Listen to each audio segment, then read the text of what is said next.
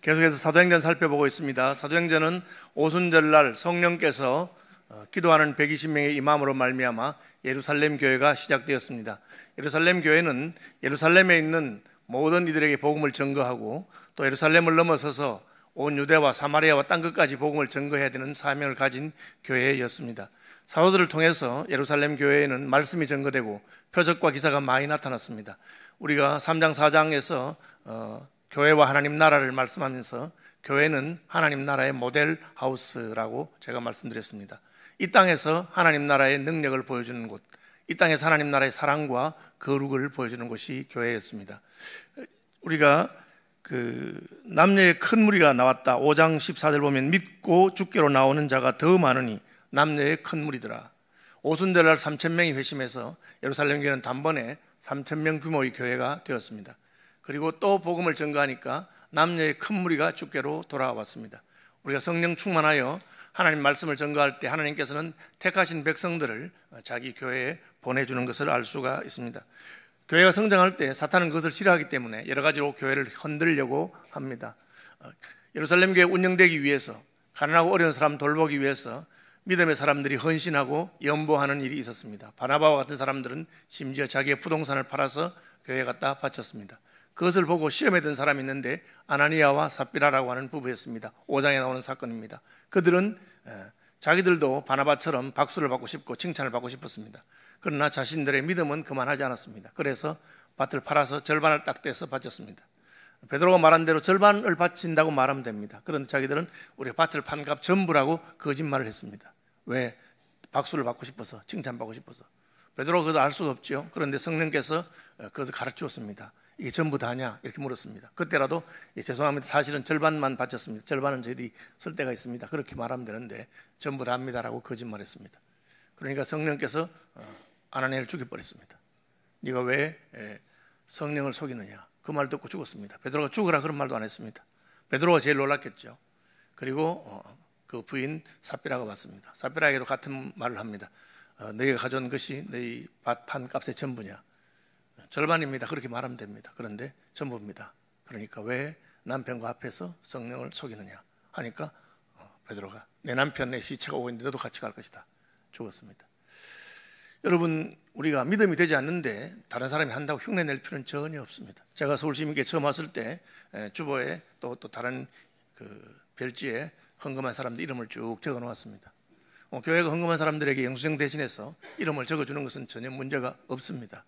그러나 저는 그것을 없앴습니다. 왜? 믿음이 약한 사람들이 자기 이름도 거기 올라가야 된다고 생각해서, 그래서 실제로는 헌신하거나 헌금할 마음이 없으면서 이름을 올리기 위해서 헌금하는 것을 막고 싶었기 때문입니다. 저는 연복계를 돌리지 않습니다. 왜? 연복계를 돌리면 돈이 더 나오기 때문에 그렇습니다.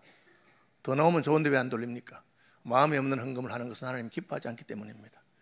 우리가 헌금함을 두고 또 이름도 안 올리는 것은 하나님 앞에서 자기 믿음만큼만 하면 됩니다.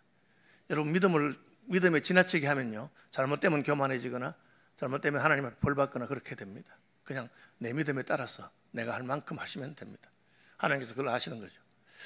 그런데 이제 그런 일이 있었고 또 교회 밖으로도 핍박이 있었습니다.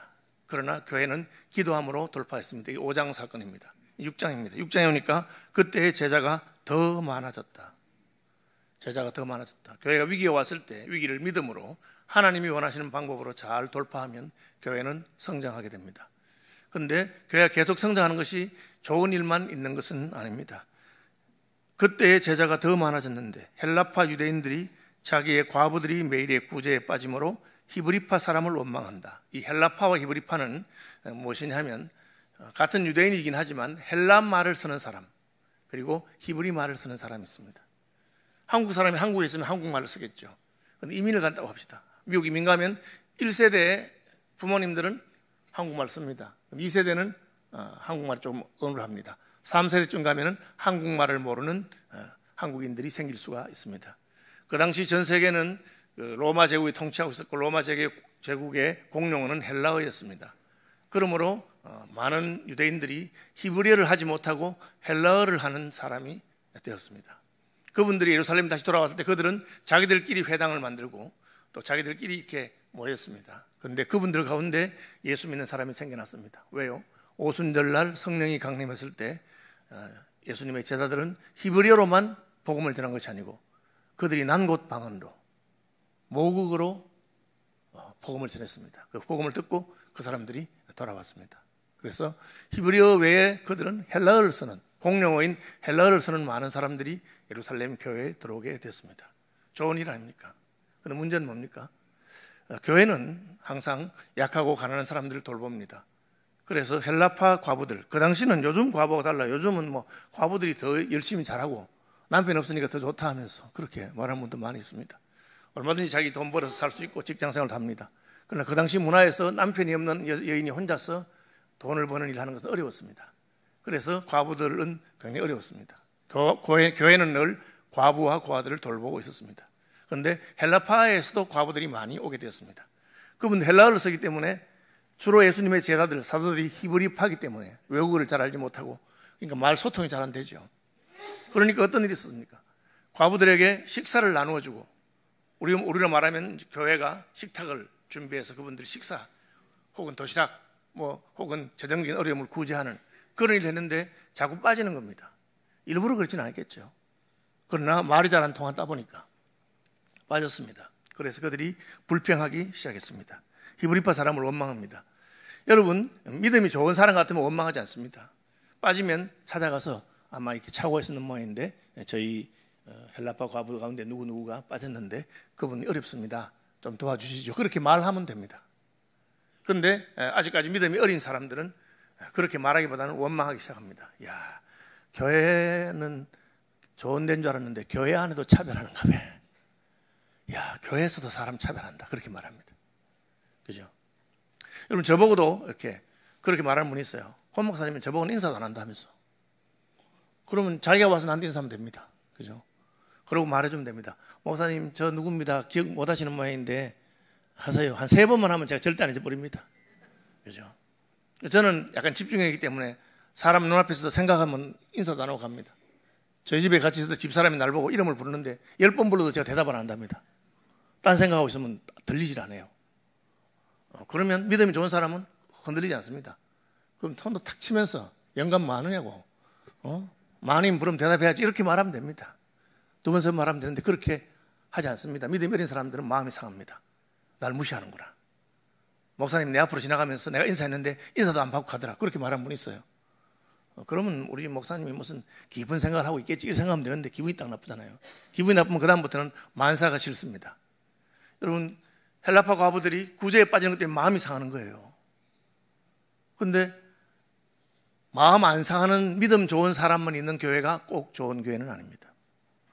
우리 교회는 아무런 문제가 없습니다. 왜? 우리 교회는 전부 다 직분자들이고 우리 교회는 전부 다 믿음이 좋습니다. 좋은 것 같지만 뒤집어 보면 그 말은 그 교회는 전도하지 않기 때문에 새신자가 없다는 뜻입니다. 그런 교회도 있어요. 우리 교회는 얼마나 가족적이고 분위기가 좋은지 몰라요. 교인들끼리 다 잘 알아요. 왜? 어릴 때부터 다 그 교회 나온 사람만 남아 있습니다. 교회는 한 몇십 명 안 되고 목사님부터 시작해서 전 교인들이 다 잘 압니다. 새로운 신자 오는 것도 싫어하고 전도도 안 합니다. 그냥 우리끼리 모여서 예배하고 좋습니다. 그런 문제가 없죠. 새 신자가 오면 어떻습니까? 그 사람은 눈치를 보게 되고 주눅이 들어서 이거 내가 밥 먹어도 되는지 안 먹어도 되는지부터 시작해서 쭈삣쭈삣하고 그렇습니다. 그런 사람들은 잘 안 해주면 마음이 상합니다. 어떤 교회는 우리 교회 교인들이 헌금을 얼마나 잘하는지 몰라요. 전 교인이 다 11조 한다고. 좋은 말 같죠? 여러분, 좋은 말 같지만 뒤집으면 안 좋은 말입니다. 그 말은 그 교회는 새신자가 없다는 뜻입니다. 새신자가 어떻게 11조 하겠어요? 여러분, 굉장히 힘든 겁니다. 11조 하려면 믿음이 상당히 들어가야 하는 겁니다. 그 교회 교인들 다 11조 한단 말은 오래된 교인밖에 없다는 뜻이에요. 여러분, 자기가 번 돈을 왜 교회에다 갖다 바칩니까? 은혜 많이 받아요. 저도 모태신앙이었지만 진짜 목사가 되고 세월이 지나고 진짜 주님이 좋구나 하고 은혜를 받으면 나이가 들수록 이제 진짜 은혜를 받아서 더 헌금하고 싶고 그런 마음이 드는 거지. 그죠? 그러니까 새신자가 없으면 아무 문제도 없지만 새신자가 있으면 그분들은 아직 어리기 때문에 우리가 돌봐줘야 되고 그분들은 차별 대우받으면 기분이 나쁘고 마음이 상하고 그렇게 하는 것입니다. 예루살렘 교회는 그때의 제자의 수가 더 많아졌다. 남녀의 큰 무리다. 하루에 3,000명이 믿고 5,000명이 믿고 그런 역사가 있습니다. 그러니까 당연히 그분들은 아직까지 믿음이 어립니다. 그래서 불평하고 불만하게 되었습니다. 사도들이 무슨 큰 잘못을 했느냐? 그런 건 아닙니다. 사도들은 히브리파이기 때문에 헬라파가 하는 말을 잘 못 알아듣습니다. 아시는 대로 예수님의 사도들은 갈릴리에서 물고기 잡다가 그런 사람들이 대부분입니다.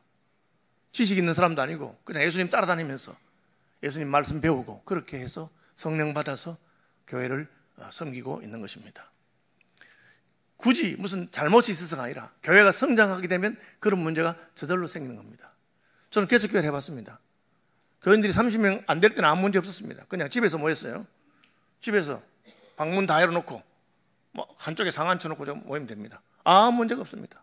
예배 끝나면 식사 같이 자기들 반찬 하나 준비한 걸로 같이 밥 먹고 그 다음에는 오후에는 같이 앉아서 성경 공부하고 가면 됩니다. 뭐 새벽 기도도 안 하고 주일 예배 한 번만 드리면 되고 그러니까 뭐 청소할 필요도 없고 뭐 우리 집이니까 그냥 간단합니다. 그런데 조그만 홀 하나 얻어서 이제 몇 개월 지나서 홀 얻어서 하면 그때부터는 누가 청소를 해야 되느냐, 누가 예배당에 먼저 가서 문을 열어야 되느냐, 별의 문제가 다 생깁니다. 그죠? 저희 집 사람이 개척교회 목사로 사모로서 수고하다가 부엌일 혼자 다 하다가 염소 한 마리 잡아가지고 교인들 삶아줘도 하고 그래가지고 몸살 나가지고 무릎이 그냥 문제가 생겨가지고 수술을 받을 정도가 됐어요. 그러니까 하나님께서 우리는 그때 이제 그만하라는가 보다 이제. 그죠? 사모 혼자 다 주방일 하니까 몸살 난 거죠.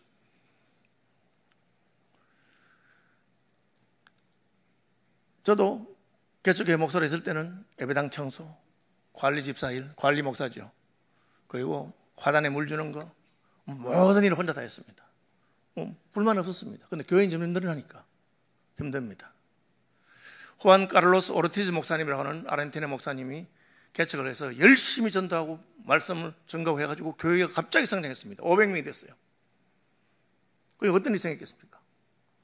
번아웃 된 겁니다. 일이 너무 많은 거예요. 그래서 기도원에 갔습니다. 하나님, 예수님 도대체 어떻게 된 겁니까? 내가 뭘 잘못했길래 이렇게 힘이 들고 어렵습니까? 요새는 아무것도 하기 싫고 어렵습니다. 그러니까 예수님, 뭘 잘못했어? 제가 이렇게 교회를 성장시켜놨는데 왜 점점 더 힘이 들지요? 그러니까 예수님이 이렇게 마음에 감동을 줬답니다. 성장은 무슨 성장? 너네 교회가 무슨 성장했냐? 저 혼자 시작해서 500명 됐으니까 성장한 거 아닙니까? 그거는 성장이 아니고 살찐 거다. 그게 무슨 말입니까? 너네 교회는 전부 다 영적인 갓난아기들만 있고 아무도 너와 함께 일할 사람도 없고 할 사람이 없다는 거죠. 교회는 교회가 성장함에 따라서 함께 일할 수 있는, 사도들을 도와서 일할 수 있는 사역자들을 세워야 되고 사역자들이 지속적으로 일어나야 됩니다. 이제 예루살렘 교회는 그런 때가 된 것입니다. 그래서 사도들은 교인들을 다 불러서 그렇게 말했습니다. 우리가 하나님의 말씀을 제쳐놓고 접대를 일삼는 것이 마땅치 아니하니, 이 접대라고 하는 말 밖에 보면 재정출납을, 그래서 이 말은 돈을 가지고 어려운 사람을 돕거나 식사를 제공하거나 그런 것을 말하는 것으로 해석할 수 있습니다. 예루살렘 교회는 새신자들이 많이 오는 것 때문에 문제가 생겼습니다. 사도들은 그냥 그것을 덮어두지 않았습니다. 문제에 뭐 있든지 말든지 믿음 없는 것들이 왜 밥 주면 감사하지 왜 떠들어? 막 없애볼까? 그렇게 하지 않았습니다. 여러분, 어느 부서가 성장하다 보면 시끄럽고 문제가 생길 수 있습니다. 그러면 너 자꾸 그렇게 불평불만하면 없앤다. 밥 대접하면 감사하게, 식사하면 감사할 것이지 어쩌다가 한 빠졌다고 뭘 투덜거려? 그렇게 하지 않습니다. 저희 서울시민교회도 봉사하고 구제하는 여러 가지 부서들이 있습니다. 특별히 우리 희망부 같은 경우에 우리가 발달장애인들을 위해서 수고하고 해서 수십 년을 수고하신, 남몰래 수고한 분들이 있습니다. 좋은 일만 있었겠습니까? 힘든 일도 많이 있었습니다. 그것 때문에 여러 가지 시비가 붙기도 하고 어려움이 있습니다. 여러분들한테 제가 다 말 안 해서 그렇지. 그래서 제가 뭐 꼭 교회가 뭐 이런 거 해야 되나? 하지 말자. 안 하면 아무런 문제가 없을 겁니다. 그러나 그것은 하나님 기뻐하는 방식이 아닙니다. 사도들은 구제하는 일 때문에 어려움이 생겼다고 해서 그것을 그만두지 않았습니다. 왜? 교회가 사랑하고 봉사하는 것은 교회의 본질적인 일이기 때문에 그것은 해야 됩니다. 다만 사도들이 그것을 다 감당하기에는 교회가 너무 성장한 것입니다. 그래서 사도들은 교인들에게 사람을 세워라, 기준만 정해줍니다. 말씀과 성령이 충만한 사람, 믿음과 성령이 충만한 사람들을 세워라. 그렇게 말하고 있습니다. 너희 가운데 성령과 지혜가 충만하여 칭찬받는 사람 7명을 택해라. 한 7명 있어야 되겠다. 사도들이 직접 뽑지 않았습니다. 교인들에게 뽑아라고 했습니다. 특별히 헬라파 사람들에게 뽑으라고 한 것 같습니다. 왜? 뽑힌 사람들이 6명이 헬라파 사람입니다. 이름을 보면 알 수 있습니다.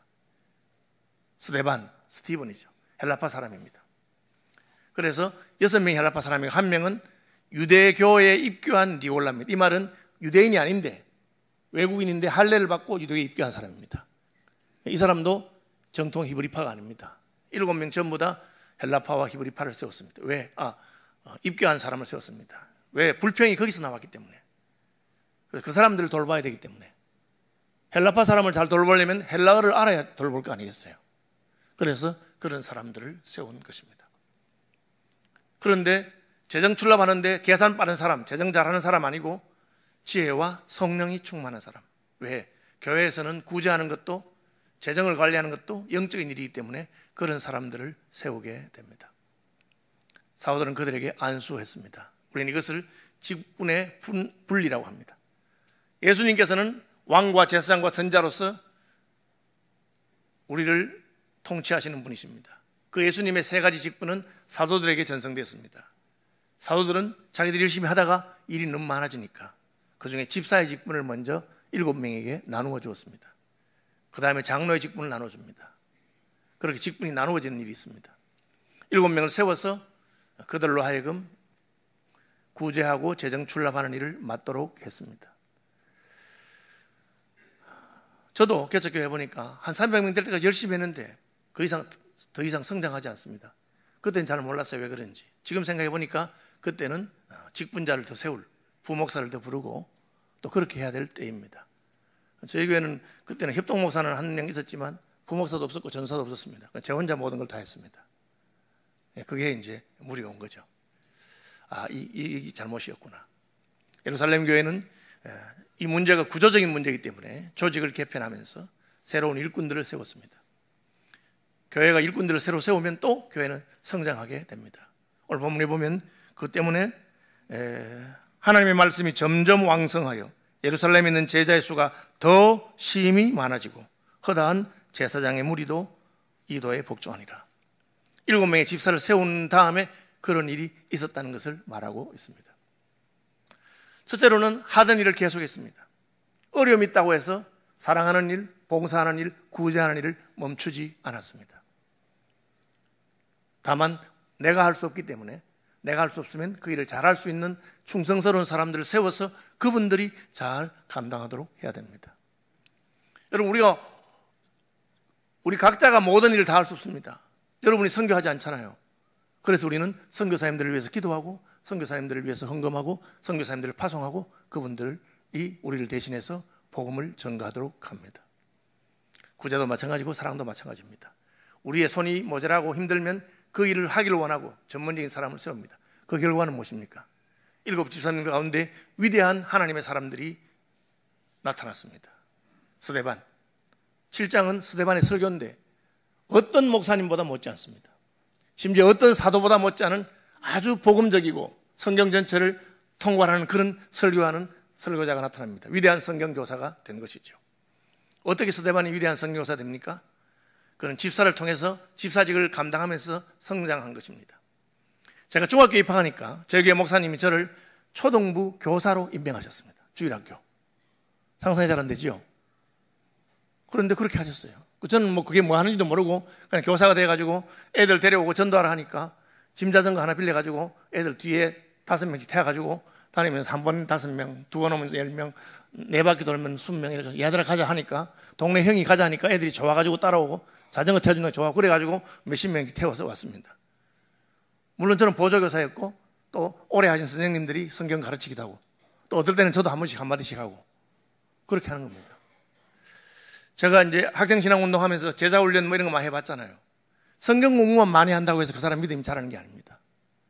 우리 믿음이 자라는 것은 하나님 말씀 배운 것을 실제로 섬기는 현장에서 사람을 섬기고 그때 자라는 것입니다. 그래서 주일학교 교사도 하고 순장도 하고 찬양대도 하고 교회에서 사람을 섬기는 일을 통해서 우리 믿음이 자랍니다. 그렇지 않으면 믿음은 잘하지만 지식적으로만 가게 되면 그것은 온전한 것이 아닙니다. 우리는 스데반이 얼마나 위대한 말씀의 사역자가 되는가를 알 수 있습니다. 그리고 그는 초대교회의 첫 순교자가 되는 것을 알 수 있습니다. 빌립은 어떠합니까? 빌립은 사마리아에 가서 복음을 전거합니다. 그는 그 선교사처럼 사역합니다. 빌립을 통해서 표적과 기사가 나타나기 시작했습니다. 스데반도 마찬가지입니다. 표적과 기사는 사도들에게 나타났던 것입니다. 그런데 사도들이 나누어 준 그 직무, 사도들이 가지고 있던 그 직무를 나누어서 그들이 위임받고 그 일을 잘 감당하니까 위대한 선교사, 위대한 말씀 교사, 표적과 기사가 나타나는 사람들이 되게 된 것입니다. 교회가 어떻게 한 사람의 목사를 세우고 신학교에 보냅니까? 그분이 지금 교회에서 교사로서, 순장으로서 어떻게 잘 감당하는 걸 보면 됩니다. 그런 분들을 신학교로 보내는 것입니다.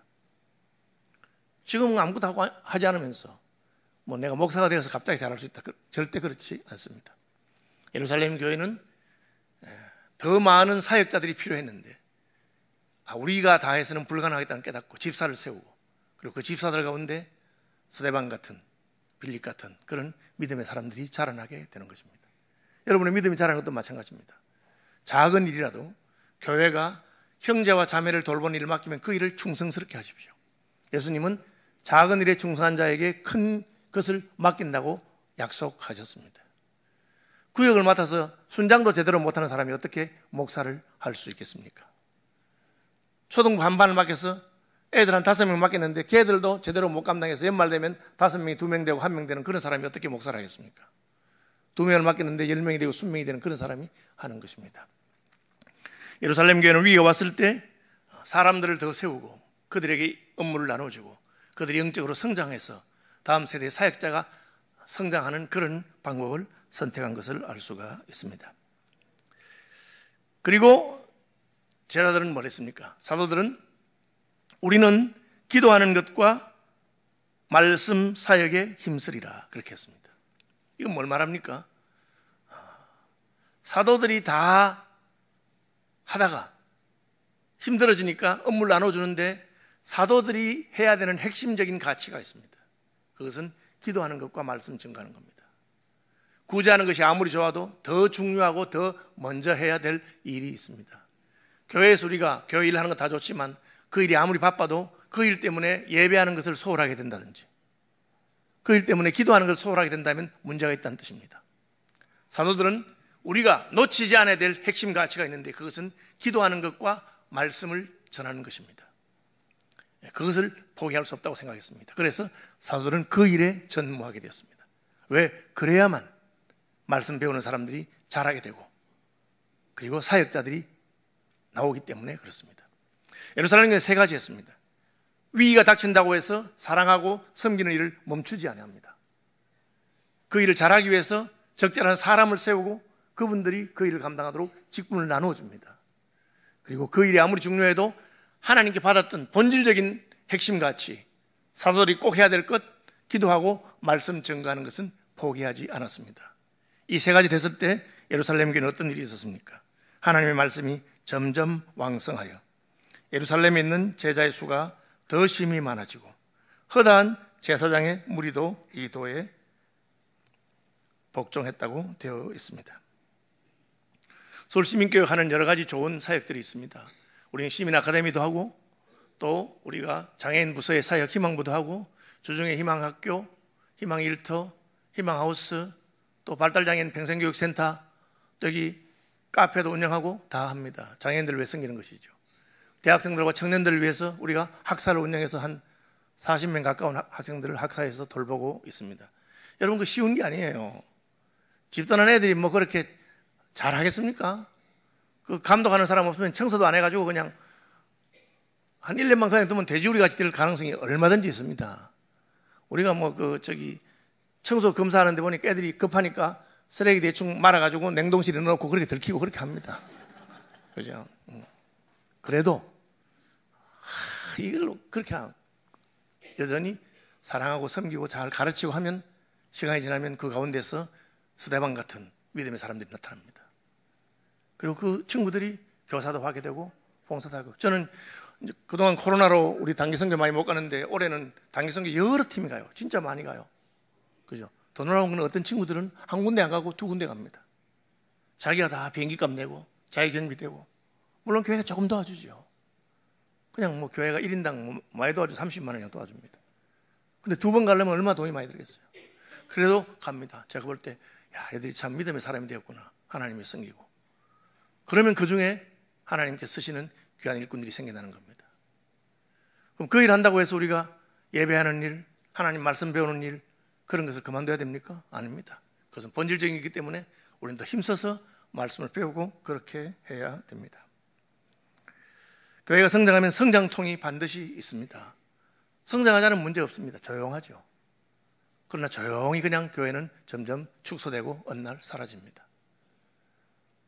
왜? 예수께서는 예루살렘에서 충분하다고 말하지 아니하고 예루살렘에 있는 교회에게 예루살렘과 온 유대와 사마리아와 땅끝까지 이르러 내 증인되리라. 여러분, 제자들, 사도들보다 먼저 사마리아에 간 사람이 빌립입니다. 빌립이 사마리아에서 복음을 먼저 전합니다. 빌립이 복음을 전하니까 표적과 기사가 나타났습니다. 그걸 보고 시몬이라고 하는 사람이 돈 주고 나도 그 능력을 삼으면 안 되겠냐 하다가 내恩과 함께 내가 멸망한다. 거기서 시모니즘이라고 직분을 돈 주고 사는 성직매매라고 하는 그런 말이 나온 겁니다. 놀랍죠? 하나님께서는 우리가 새로운 사람들을 자꾸 세우기를 원하시고, 그리고 그 사람들을 통해 하나님 나라가 확장되게 하기를 원하십니다. 본질적인 것은 그대로 붙들고 또 새로운 것을, 그래서 더 많은 사람들이 언제 교회에 와도 그분들이 환대받다고 받는다는 느낌은, 지금 아직 우리 교회 하지 못하는 거 많이 있습니다. 우리 교회 지금 북한 탈북 이주민들을 위한 사역 잘 못하고 있죠. 우리 지역에 몽골 분들 굉장히 많아요. 실제로 우리 교회 가운데 몽골에서 오신 분도 있어요. 한 두 분 있어요. 이걸 잘 모르시죠? 그죠? 이 광진구가 몽골 사람들이 참 많은 지역입니다. 몽골 국제학교이기 때문에. 그런 것. 우리 교회 주변에 대학들이 많이 있습니다. 대학들에 얼마나 많은 외국인 유학생들이 왔는지 모릅니다. 저에게 조금 시작해서 한국어 가르치는 프로그램 우리 교회에서 도움 준 분들이 있습니다. 그런데 그런 것도 하고 할 일이 굉장히 많습니다. 선교지 가지 않아도 이 땅에 와 있는 많은 이주민들에게 복음을 전하는 일을 할 수 있습니다. 또 여전히 어려운 사람들 많습니다. 저희 교인 가운데서는 그 보육시설, 고아원에서 18세 되면 나와야 되잖아요. 그 나온 친구들 돌보는 것에 관심 있는 분들이 개인적으로 하는 분이 있습니다. 아직 교회는, 저희 교회는 그런 일 잘 못하고 있습니다. 저는 그런 일도 해야 된다고 생각합니다. 왜? 하나님께서 예루살렘만 아니라 온 유대와 사마리아와 땅끝까지 이르러 복음을 전가하라고 했기 때문에 그렇습니다. 선교도 마찬가지입니다. 북한 농포들을 위해서, 탈북자들을 위해서 여러 가지 섬기고 도와야 됩니다. 저는 서울시민께 지속적으로 하나님 나라 일에 더 열심히 내고 더 많은 사람들이 헌신하게 되고, 우리 힘으로 안 되면 또 사람들을 더 많이 세우고, 그러면 하나님께서 사명을 감당하는 교회에 복 주시고 더욱 성장해 하는 것을 알 수가 있습니다. 예루살렘 교회는 그렇게 성장해 왔습니다. 함께